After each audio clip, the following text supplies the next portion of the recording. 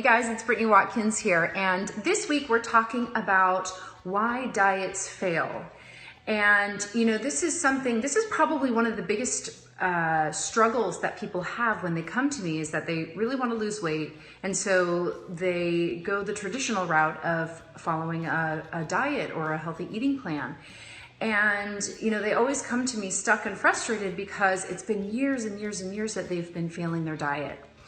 And they can't figure out why. They go in with all these good intentions and they go in super excited, but then something happens. Either after they start to lose weight, they'll find themselves sabotaging by eating unhealthy foods, or they just won't be able to stick to it for very long in order to notice any results. And so I just want to talk about that really quick today and just explain why that happens.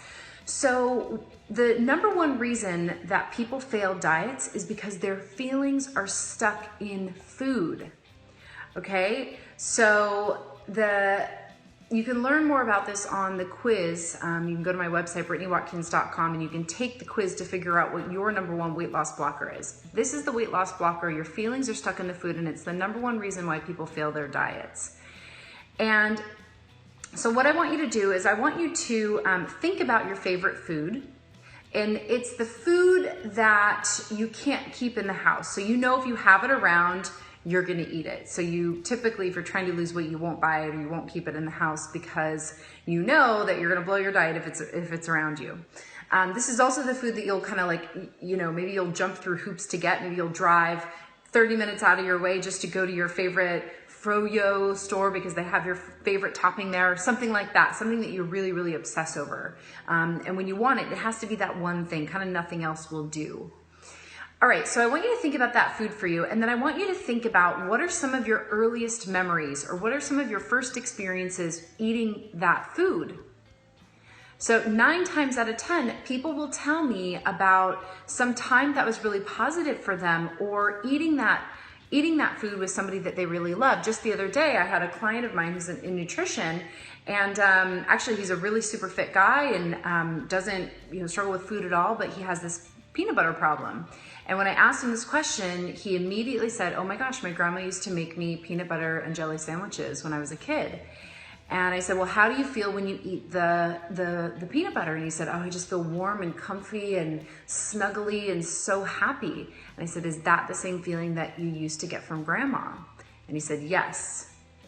So I want you to put the pieces of your own puzzle together. So if you think about it, and if you take this example and use this as a metaphor, what happens if you take grandma's love away? You get sad, right? You get depressed, you don't feel good. So doesn't it make sense that if you take grandma's love away when you go on a diet, that you're gonna end up feeling frustrated, you're gonna be cranky, you're gonna be in a bad mood, you're gonna be yelling at everybody, you're not gonna be able to think clearly because you're losing a major emotional component in your life, right? So it makes sense. That's why you end up, sabotaging yourself after, only a couple of days of restricting yourself, because you can't get those feelings from anything else but that food.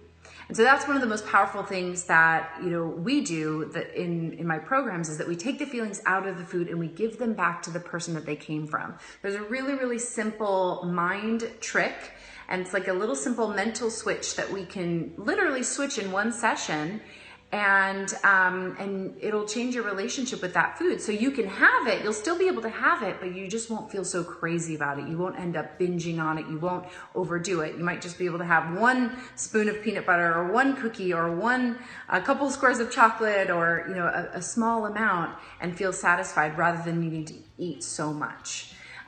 So I hope this answers the part of your question about why diets fail. I will continue to answer this question because there's lots of different reasons. This is just one of the most common ones. So leave your comment in the box below and let us know what you thought of this, and let us know also what your memories were. So who did you used to eat your favorite foods with, and what memories came back to you when you did this exercise? So yeah, let us know what some of your aha moments are, and can't wait to see you soon in the next video. Bye.